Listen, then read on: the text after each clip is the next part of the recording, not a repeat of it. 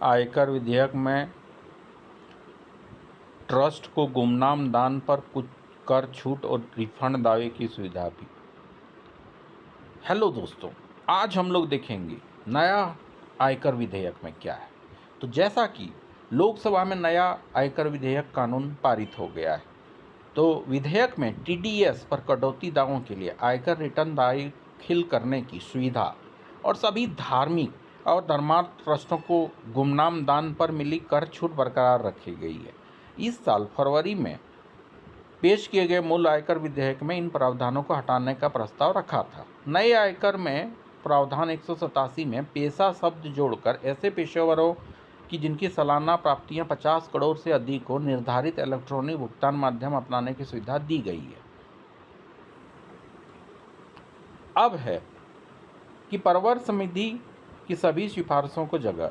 परवर समिति ने सिफारिश के अनुसार पंजीकृत गैर लाभकारी संगठनों एनपीओ या धर्मार्थ ट्रस्टों को मिलने वाले गुमनाम दान को पहले की तरह कर छूट मिलेगी। हालांकि अस्पताल और शैक्षणिक संस्थान चलाने जैसे अन्य धर्मार्थ कार्य करने पर टैक्स लगाया जाएगा। इसके साथ ही प्राप्तियों की जगह आय शब्द का इस्तेमाल कर एनपीओ की केवल वास्तविक आय पर ही कर लगाने का प्रावधान किया गया है। परवर समिति के सुझाव पर अब ऐसे व्यक्ति जो आईटीआर दाखिल करने के लिए बाध्य नहीं है, निर्धारित समय सीमा बीत जाने के बाद भी टीडीएस रिफंड का दावा कर सकेंगे। टीडीएस दावों में सरकार के विवरण दाखिल करने की समय सीमा भी घटाकर 2 साल कर दी गई है। एकीकृत पेंशन योजना अंशधारकों को कर छूट प्रदान करने कराधान विधेयक को मंजूरी।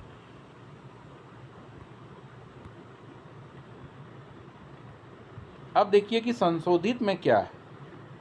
बिना किसी कर देनदारी के शून्य टीडीएस सर्टिफिकेट की सुविधा मिलेगी। धारा 87A के तहत छूट सीमा अब 60,000 हो गई है। इसकी वजह से 12 लाख तक की या आय योग वालों को टैक्स नहीं लगेगा। निजी पेंशन योजनाओं में भी एक पुनः निकासी पर छूट मिलेगी। सरकार की यूपीएस पेंशन भी कर छूट के प्रावधान में शामिल होंगे। टीडीएस दावों में सुधार के विवरण दाखिल करने की समय सीमा 2 साल कर दी गई है या 6 साल थी। अस्थायी रूप से खाली इमारत पर घरों पर नेशनल रेट टैक्स नहीं लगेगा।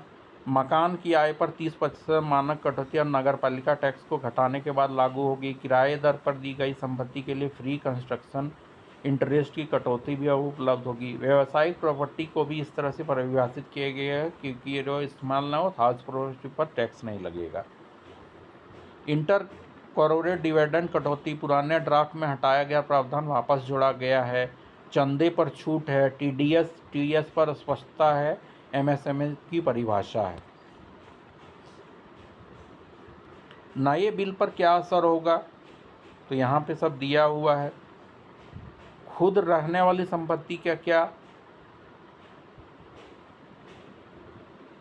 और कृषि आय का क्या मतलब है, कर वर्ष का क्या मतलब है, यहाँ पे अब देख रहे हैं। इमारत से होने वाली आमदनी कृषि आय में गिनी जाएगी, यहाँ पे देख लीजिए।